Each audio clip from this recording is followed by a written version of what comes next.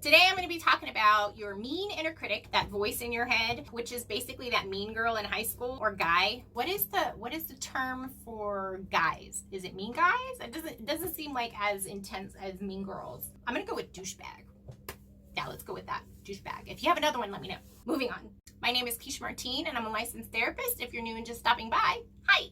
This channel is devoted to all things mental wellness. Today, you're going to get some concrete, helpful skills that can help you challenge your inner critic. So make sure you stick it out to the end so you get the most out of this video.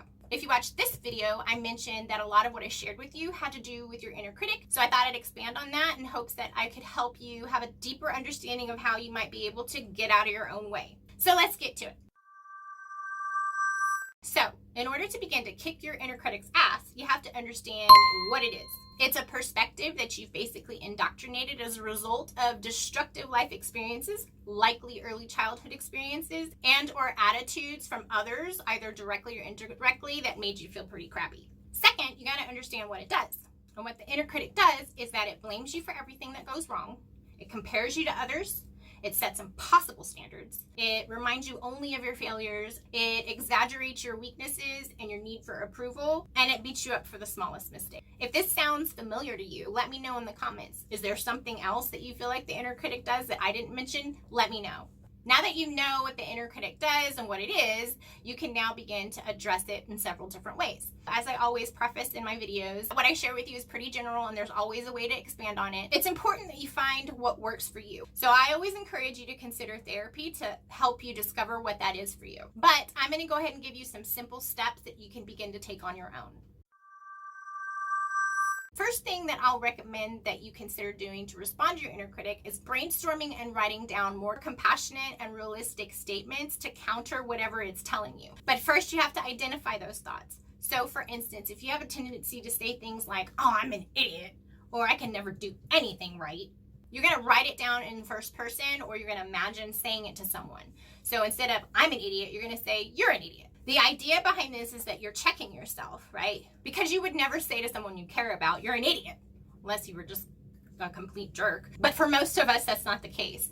So if it's someone that you care about and you notice that they make a mistake, you're not going to be like, you're an idiot. No, hopefully you're going to be a little bit more compassionate and encouraging and supportive. And so the idea here is that you identify what you're saying to yourself, you correct it and reframe it as you would to someone you care about. So an example could be, instead of I'm an idiot, you could say something like, I'm having a hard time right now, but I'm smart and capable in a lot of ways. Or, hey, this might take some time for me to learn. Before I move on, if you like this content so far and you're finding it helpful, like this video and subscribe to the channel so you don't miss anything.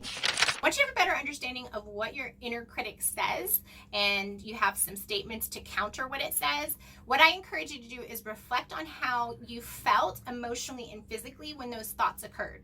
So how did it present for you physically? Did you feel knots in your stomach? Did your shoulders tense up, or did you clench your jaw? And then what did you feel emotionally? Did it make you feel really sad, hopeless, worthless? What was it? Whatever it made you feel, the next step you have to do is to validate your feelings. So this is a really important step you don't want to miss. You are validating your emotions as a result of that critical statement. So let's be clear and understand that your feelings are valid, but what your critic said isn't true. Let me explain. When I made that comparison about the mean girl / douchebag, imagine that person has verbally attacked you or was super aggressive with you, and you went to someone that you thought could support you and help you through what you were experiencing. But instead, that person dismissed you and were like, oh, you're just too sensitive, or it's not that big a deal. That'd be pretty shitty, right? It wouldn't be very helpful. And it would probably make you feel pretty worthless and like maybe you deserved it in some way. And what's worse, it's probably not stopped. And then what happens? It escalates. The same is true for you internally. So if you don't validate your emotions and your feelings in response to that bully, in response to that aggressive verbal attack, it's only going to escalate.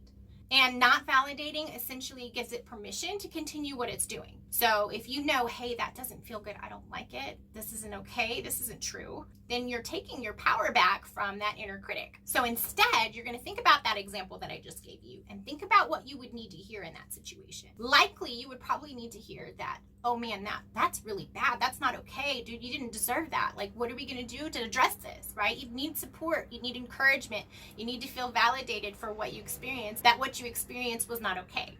And when you think about what you would need to hear in that situation, that's a really good starting point in terms of how you can respond to yourself when that inner critic is beating you up. This is a really important step in the process, because if you dismiss or invalidate your feelings, then it's going to build up over time, right? And it's just reinforcing what that inner critic is telling you. If you have a hard time with that, again, I'm going to encourage you to talk to a therapist if you feel like you can't do that on your own. So now that you have brainstormed some counter statements to reframe your thoughts, and you've reflected on your feelings and validated them, the next thing you can do is try to envision your inner critic like an abused animal that has been neglected and abandoned. I know that might sound a little weird, but bear with me. Let me explain.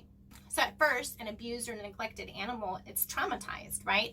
And it can respond really aggressively, and it can be a danger to people, right? But under the right care, it can adjust and it can heal. Now that you have that picture in mind of your inner critic, it's this neglected, abused, traumatized animal that you're trying to retrain.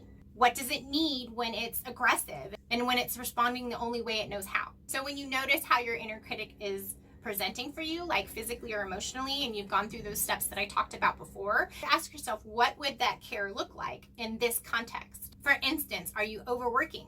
Are you not sleeping well? Did you not eat well? Are you feeling isolated? All of those things can be factors in fueling that inner critic, or it could even spark that inner critic to get engaged. Because our inner critic can take over really quickly if we're not aware of what we need, or if we're not checking in with ourselves. So recognize what it's saying to you. Counter the statement.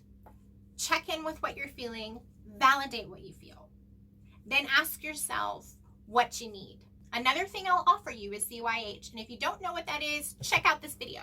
I will link it down in the description, and I'll also link the worksheet that I created to go along with that. If you struggle with your inner critic, I encourage you to give these things a try. And if you want some additional quick tips that might be able to help you with that, check out this video as well. Let me know in the comments if it was helpful for you. And if not, let me know and I'll read your comment in the next video and offer you some additional insight that might be helpful. So until next time, be well, be strong, and be loved.